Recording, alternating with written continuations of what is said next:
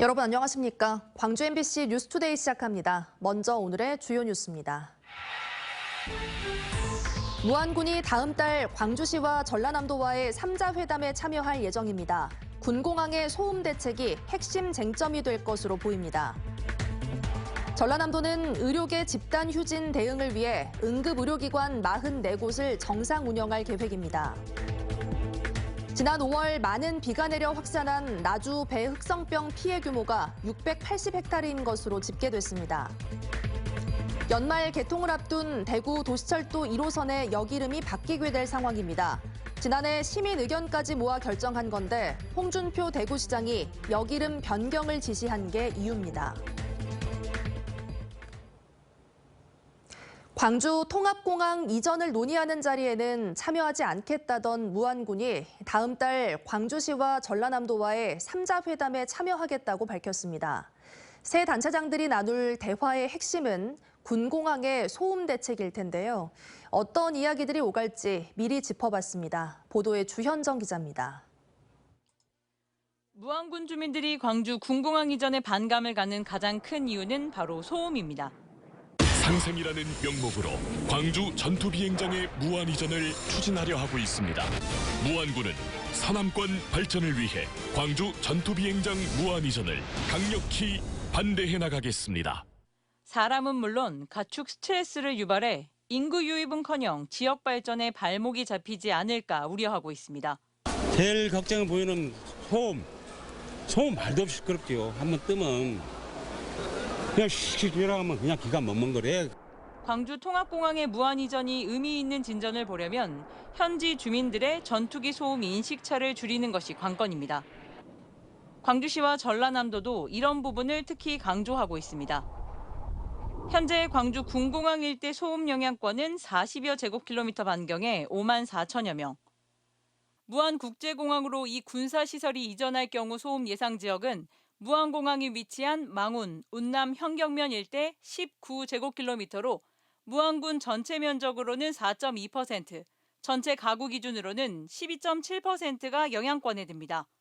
새로운 공항은 현 군사시설보다 2배가량 크게 건설되는데 그중 4분의 1은 현재 광주 군공항 일대에는 없는 소음 완충 지역입니다. 소음이 도심에 갇히는 구조인 광주와 달리 무안은 비행 반경이 해안 중심이어서 우려만큼 민간의 소음 피해가 크지 않을 것이라는 게 광주시와 전라남도의 핵심 설득 논리입니다. 통합공항이 무안으로 사람이 모여드는 집객 효과가 높을 것이라는 연구 결과도 내놓았습니다. 소음 문제 그리고 무안 공항도시 무안을 만들기 위한 비전 두 가지의 내용을 가지고 더 많은 대화가 있었으면 하는 바람입니다. 다음 달 6년 만에 얼굴을 마주할 새 지역 단체장들이 주로 나눌 대화도 바로 이 소음 문제일 것으로 예상됩니다. 무안 이전을 반대하는 주민들을 설득하기 위해서는 다른 무엇보다 바로 이 소음 문제라는 장애물을 넘어야 하기 때문입니다.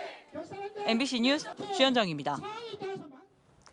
오늘도 맑고 더운 날씨가 예상됩니다. 고기압의 영향권에 들면서 깨끗한 하늘이 드러나겠고요. 볕이 강하게 내리쬐겠습니다. 오늘 광주의 한낮 기온 31도로 예보된 가운데 광주와 전남 내륙을 중심으로 최고 체감 온도가 30도를 훌쩍 웃돌면서 덥겠습니다. 더위에 건강 상하지 않도록 주의하셔야겠습니다. 날씨 정보였습니다. 고려시대 청자의 주산지였던 강진군에서 국보급 청자 전시회가 열리고 있습니다. 국립중앙박물관이 소장하고 있는 국보급 고려청자 순회전인데요.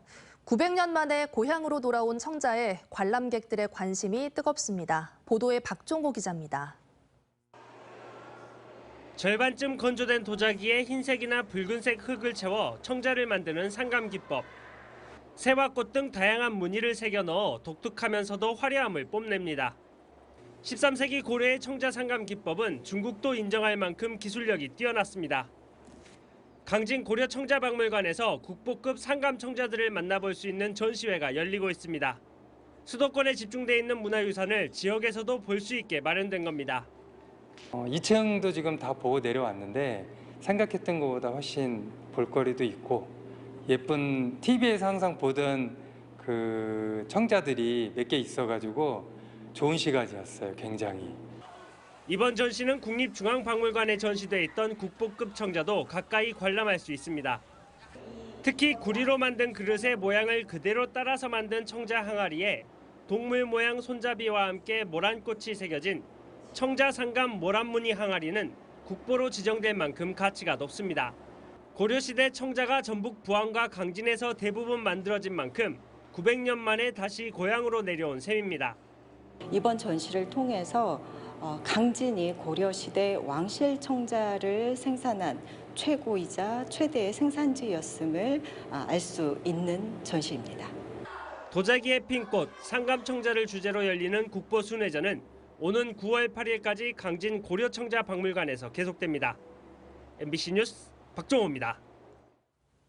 전남개발공사가 창립 20주년을 맞아 100년 미래 비전을 발표했습니다. 지방소멸 위기에 대안을 만들고 낙후 지역 개발과 지역 특화형 미래산단 조성 등에 역량을 집중한다는 구상입니다. 김양훈 기자의 보도입니다. 지난 2004년 전라남도가 전액 출자에 설립된 지방공기업 전남개발공사. 남학신도시 첫 사업을 시작으로 광주 전남 공동혁신도시 조성사업 등을 추진해왔습니다. 여수에는 경도 해양관광단지를 조성해 전남을 대표하는 관광 랜드마크로 만들었고 장흥 바이오식품산업단지와 강진 환경산업단지를 조성해 전남 중남부권 기업 유치를 통한 일자리 창출과 지역경제 활성화에 기여하고 있습니다. 지난해에는 창립 이래 최대치인 당기 순이익 579억 원을 달성하기도 했습니다. 청년, 신혼부부 등 주거 취약계층을 대상으로 한 임대주택 공급과 지역 특화형 미래산업단지 조성 등을 통해 지역 소멸 위기 극복을 위한 주도적 역할을 하고 있는 전남개발공사. 창립 20주년을 맞아 도민과 함께해온 20년, 함께 여는 미래 100년이라는 슬로건 아래 기념식을 열고 미래 비전을 선포했습니다. 스마트한 정주 여건 개선과 낙후 지역 개발, 전남 대도약을 위한 에너지 사업 등 5대 핵심 방향도 설계했습니다. 총 5개 산당 240만 평 규모의 2조 원을 투입하여 일자리 14,000여 개를 창출할 예정입니다. 이번 기념식에서는 지방 소멸 위기 극복을 위한 대응 방안 중 하나인 전남특별자치도 염원의 메시지 전달을 위한 세레머니도 펼쳐졌습니다. 전남도에서도 이런 개발공사의 비전과 사업에 대해서는 앞으로도 전폭적으로 지원을 아끼지 않겠다는 말씀을 드립니다. 창립 당시 임직원 7명에 불과했던 전남개발공사 조직은 현재 1본부 4실 8처로 임직원 수가 140여 명까지 늘었습니다. 전남개발공사는 전남 발전에 중추적 역할을 다하기 위해 앞으로 안정적이고 다양한 개발 사업 등을 적극 추진하기로 했습니다. MBC 뉴스 김양훈입니다. 자녀에게 레드카드를 준 담임교사를 교체해달라고 수차례 요구한 학부모의 행동에 대해 법원이 교권 침해라고 판단했습니다.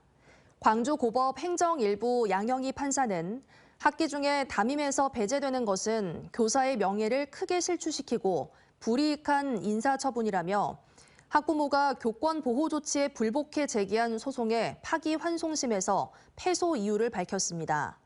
지난 2021년 전북 전주초등학교에서 한 학생이 수업 중에 페트병으로 소음을 내자 담임교사가 칠판 레드카드 부분에 학생의 이름표를 붙인 것이 발단이 됐습니다. 광주의 도심 한복판에서 유흥업소 종업원을 공급하는 속칭 보도방 업주 사이 칼부림 살인 사건이 발생한 것과 관련해 경찰이 관련 불법 행위 집중 단속에 나섭니다.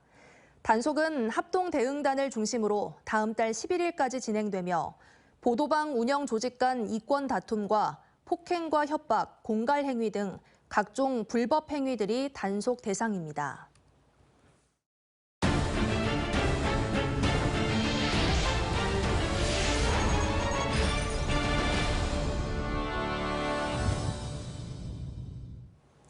쇠락한 원도심을 살리기 위해 시작된 도시재생사업. 지난 10년 동안 전국의 600곳에서 추진됐는데요. 목포에서는 목원동이 10년 전 도시재생 선도사업으로 선정됐는데 빈집이 많아 사업 추진에 발목을 잡고 있습니다. 허연주 아나운서가 보도합니다. 1913년 개통한 호남선의 종착역. 목포역을 빠져나오면 바로 만나는 곳이 목원동입니다. 오랜 기간 도심 교통의 핵심인 역을 껴안고 번역을 누렸습니다. 옛날에는 여 동네가 겁나 잘 살고 저기도 유달산에도 사람들이 얼마나 많이 살고 그러니까 요 길이 막 왔다 갔다 사람들이 얼마나 많이 다녔죠. 12시고 막 1시고 막 밤에도요? 그럼요. 총각들도 댕기고. 그러나 인구 감소와 도시의 확장, 산업 기반의 변화 등이 맞물리면서 2000년대 들어 급속히 쇠락했습니다. 제가 매일 출근하는 이곳은 목원동입니다. 현재 목원동에 살고 있는 주민은 6,600명이 조금 넘습니다.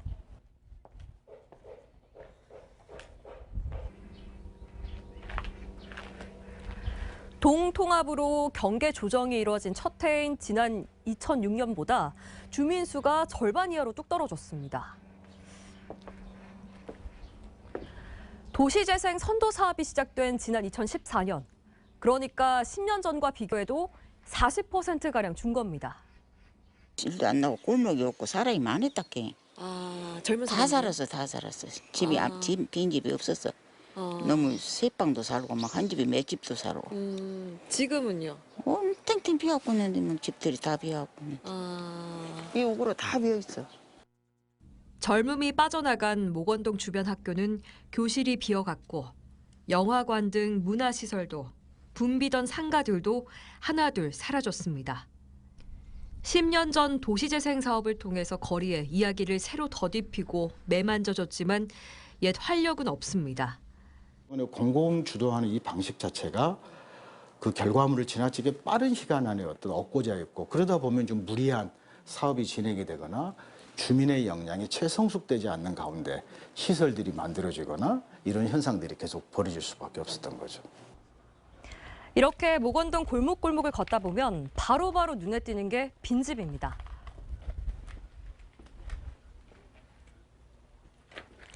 이 목원동 빈집은 목포시 전체 빈집 가운데 20%를 넘게 차지하고 있습니다. 전국의 중소도시가 그렇듯 해마다 목포시가 빈집 정비에 나서고 있지만 전체 빈집의 10분의 1 수준도 버겁습니다. 목원동에 이제 계신 분들은 이제 고향이라고 생각하신 어르신들이 이주로 이제 거주를 했어요. 이제 그분들이 이제 서서히 이제 나이가 드시고 연로하시고 하다 보니까 이제 돌아가시는 경우가 있어가지고 그대로 이제 방치가 돼서 좀 그 부분에 대해서 좀 안타깝고. 취재진이 2달 넘게 목원동의 빈집과 빈 상가를 직접 둘러보고 전수조사한 결과를 지도 위에 점으로 표시해봤습니다. 동네 전체가 구멍이 숭숭 뚫린 듯 느껴질 정도입니다. 이 빈집은 경관상의 문제도 일으킬 뿐만 아니라 다양한 범죄의 원상이 될 수도 있고 위생상의 문제가 될 수도 있기 때문에 이러한 지역들이 도시 지역에서의 어떤 활력 저해 요인으로 작용을 하고 많은 사람들이 그 지역을 기피하게 되는 현상들로 이어지게 됩니다. 그래서 자연스럽게 그 지역을 찾는 사람들도 없고 거주하는 사람들도 적어지게 마련인 것이죠. 소유주의 자발적인 철거 이행도 어렵고 강제 철거 집행이나 활용 계획도 찾아보기 쉽지 않습니다. 여기에 교육, 문화, 의료 등 기본 여건도 제자리 걸음을 걷거나 오히려 퇴보하면서 도시재생 체감 효과는 제대로 피부에 와닿지 않고 있습니다. MBC 뉴스 허연주입니다. 광주시가 내년 미국 라스베이거스에서 열리는 국제 전자제품 박람회 CES 참가 기업을 오는 30일까지 모집합니다. 모집 기업은 인공지능 분야 7곳, 신산업과 혁신기술, 실감 콘텐츠 분야 8곳 등 모두 15곳입니다. 광주시는 선정된 기업에게 전시 부스비와 항공료 등을 지원할 계획입니다. 전라남도는 의료계 집단 휴진에 대응하기 위해 응급의료기관 44곳을 24시간 정상 운영한다고 밝혔습니다. 또 의료기관에 대해 휴진 게시문을 출입구 등에 부착하도록 하고 만성질환자 등에게는 사전 진료를 안내하도록 했습니다. 야간과 휴일 등에는 순천 현대여성아동병원 등 달빛 어린이병원 3곳을 운영할 계획입니다.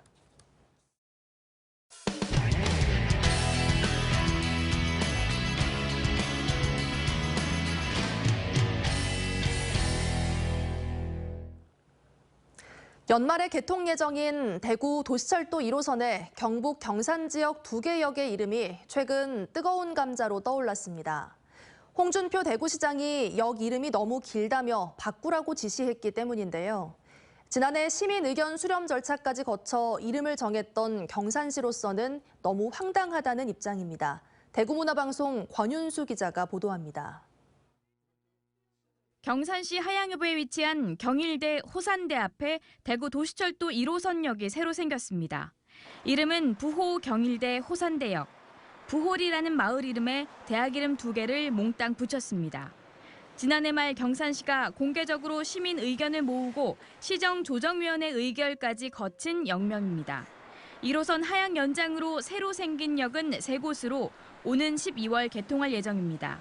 6개월밖에 남지 않았는데 홍준표 대구시장이 발목을 잡았습니다. 홍 시장이 3개 중 2개 역 이름이 너무 길다면서 바꾸라고 지시한 겁니다. 부호 경일대 호산대와 하양 대구 가톨릭대로 모두 8글자로 너무 길어 읽고 부르기 어렵다는 이유입니다. 물론 그렇게 생각하는 이용객도 있습니다. 역이 생겨서 정말 좋기는 한데 이용하기 교통수단은 편리해졌는데 이제 이름이 길어가지고 이제 어디 뭐 여기서 만나자 저기서 만나자 하기 좀 불편한 것 같아요. 대구시 관계부서와 대구교통공사는 발등에 불이 떨어졌습니다. 경산시에 역명 교체를 검토해달라는 공문을 보냈고 구두로 바꾸지 않으면 대구시가 직권으로 바꾸겠다라고도 했습니다.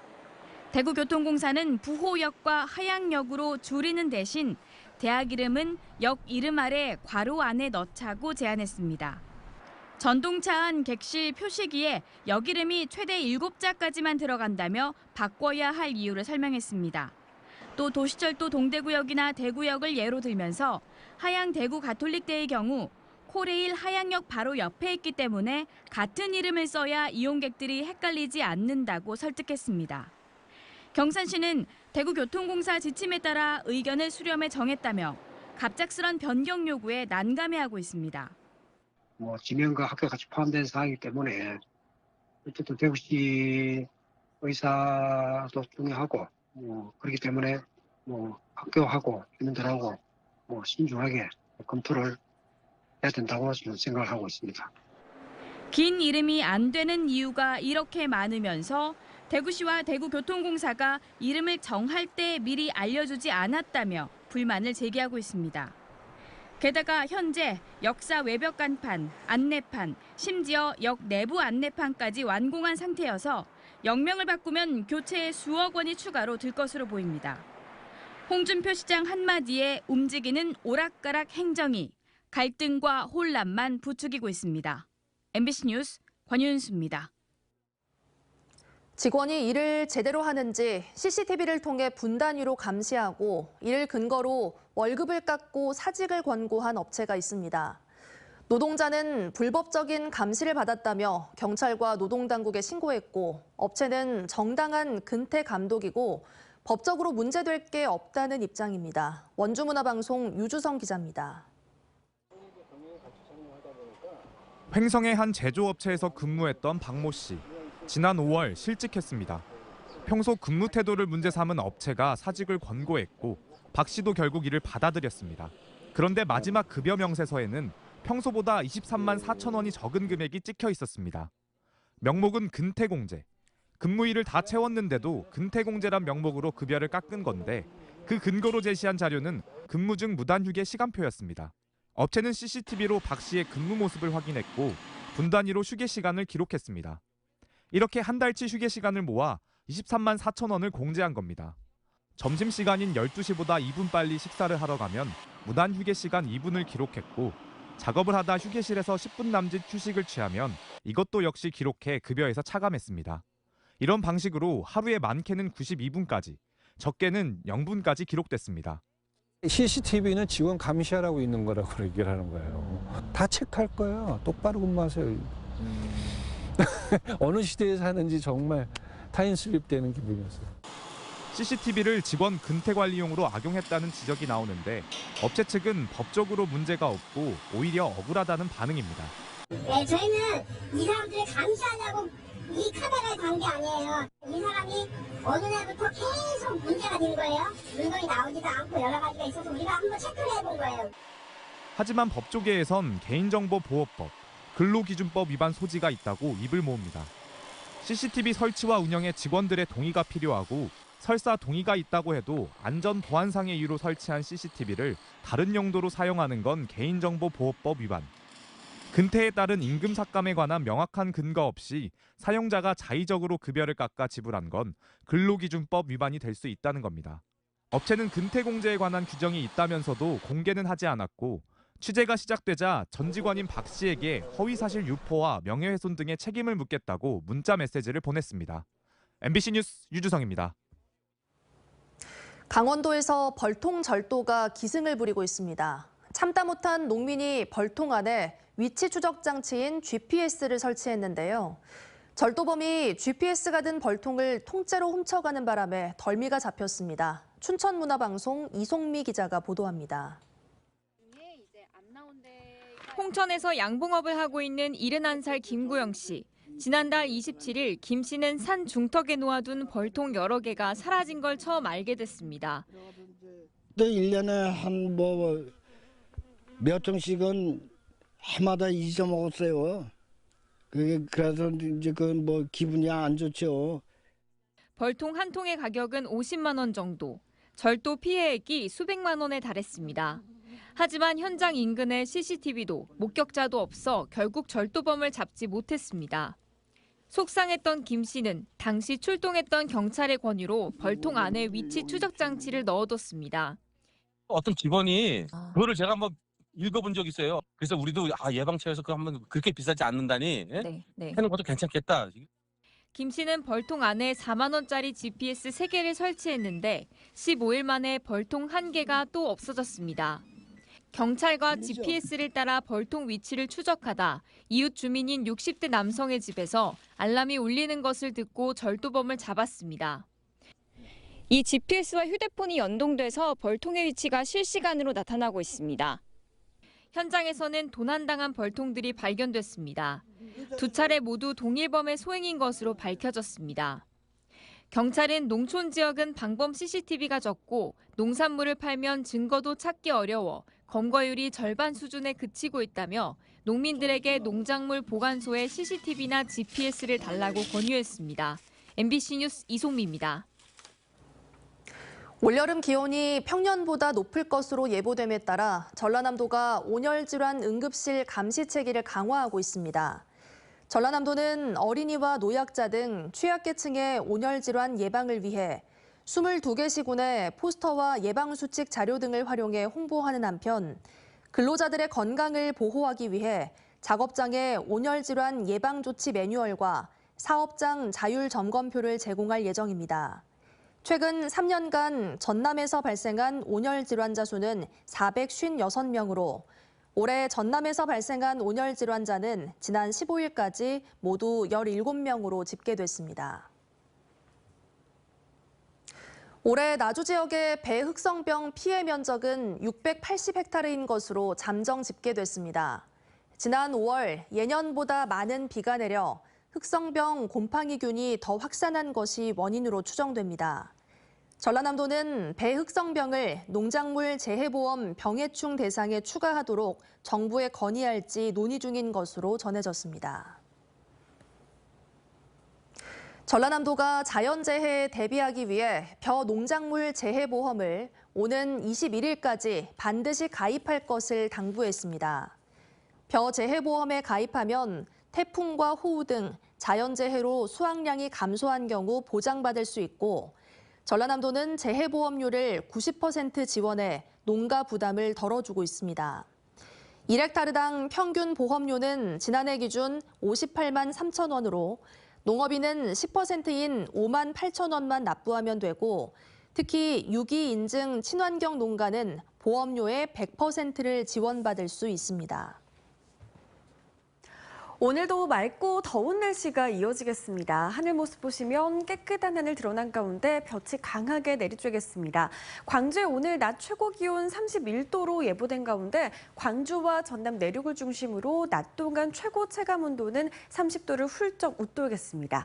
광주의 현재 기온 20도 안팎 보이고 있습니다. 한낮 기온 장성에서 31도로 예보됐고요. 담양의 낮 기온 무려 32도까지 치솟으면서 오늘도 뜨거운 날씨가 예상됩니다. 목포의 낮 기온 29도 보이겠고요. 무안과 영암, 해남의 낮 기온 30도 안팎으로 예상됩니다. 순천의 낮 기온 29도, 여수의 낮 기온은 27도 보이겠습니다.